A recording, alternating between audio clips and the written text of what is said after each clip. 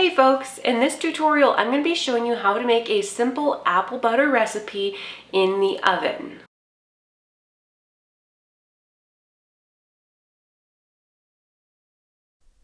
Every fall, my man and I spend a significant amount of time harvesting apples. We don't grow our own, but there's plenty to be had here in our community, and so we go out and we glean and we gather. One of the things I make pretty much every year with apples is applesauce, and if I'm lucky, I will get around to making some easy oven apple butter as well. With the technique that I'm showing you here, it's actually important that you use an apple that has a thin skin. That's the secret to simplifying the process. So usually your first apples that ripen in late summer or early fall are your cooking apples. Often those have a thin skin. I have a blog post actually that I'll link to in the description below where you can go to get a printable recipe, and I will cover some of the good apple varieties there. But here we're having our apples, we're removing the cores, stem, blossom ends. Add a little bit of water to the bottom of a stock pot, and then you're going to cook your apples down just like making applesauce. It's kind of hard to stir here. I've got a camera in one hand and a spoon in the other, but the idea is every 7 minutes you're going to stir your applesauce to pull the cooked apples off the bottom until you have a nice pile of mush like you see here. And this is where I have sort of my secret weapon. I do not run my apples through a food mill after they have been cooked down. Instead, I will put them into a kitchen blender and I will puree them. And if you use thin-skinned apples, the peels will puree into nothing. You won't be able to find them in the mix. And so this is one of my techniques that I like to use for making applesauce. You don't have to mess with a food mill. And then if you want to cook it down into apple butter, you absolutely can. You're going to puree the sauce until there's no peels coming through. And then I like to use my turkey roaster. You can use a Dutch oven.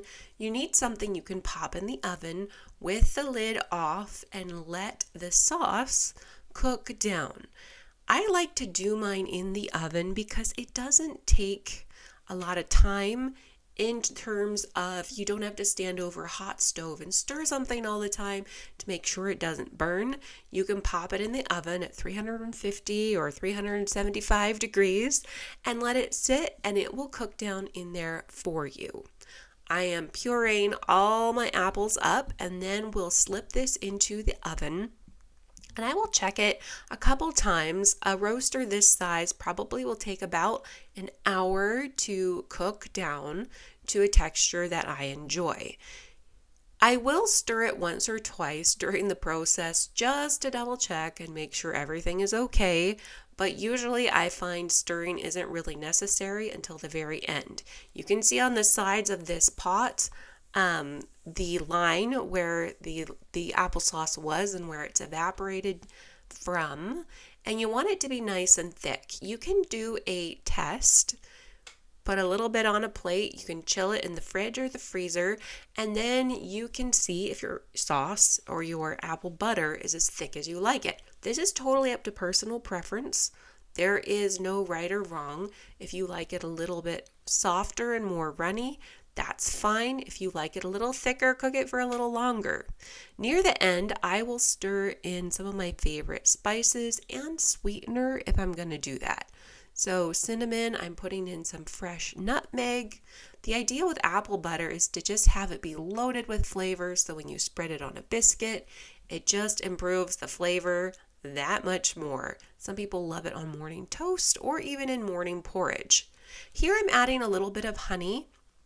Honey you have to be careful with though because it adds liquid content to the recipe. So if you put honey in, you'll probably have to cook it down for a little bit longer. Some people just do sugar, and that's fine too. Before we preserve these up in the canner, we're going to preheat the jars in the kitchen sink. I am running hot water into the jars because apple butter is so thick and so hot it will sometimes crack your jars when you put it in.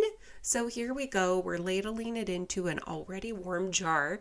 And I will say this batch of apple butter actually turned out a little bit thinner than what I usually do. I should have cooked it a little longer after I added the honey, but it doesn't matter because it will still be delicious. The thickness of apple butter is totally up to your personal preference. We are going to ladle it into jars and get it in the water bath canner. I have a small half-size canner that I like to use for small jars like this. We're going to pop them in and process them according to our altitude and the jar size. Again, if you want a printable tutorial, it's over on the blog. Be sure to go check that out.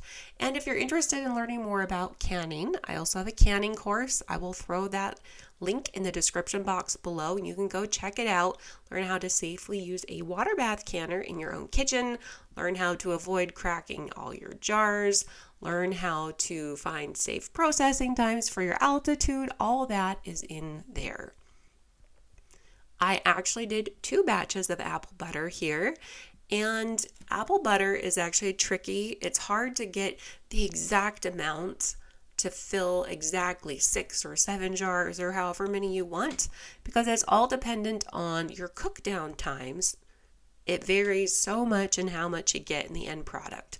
So I will often do, my pint-sized jars or my 500 mils, and then do some half pints as well. And they make great gifts too during the holiday season. So here we are with our delicious home canned apple butter, and it will be ready to go on the pantry shelves shortly. Thanks for joining me, folks, and I will see you in the next video.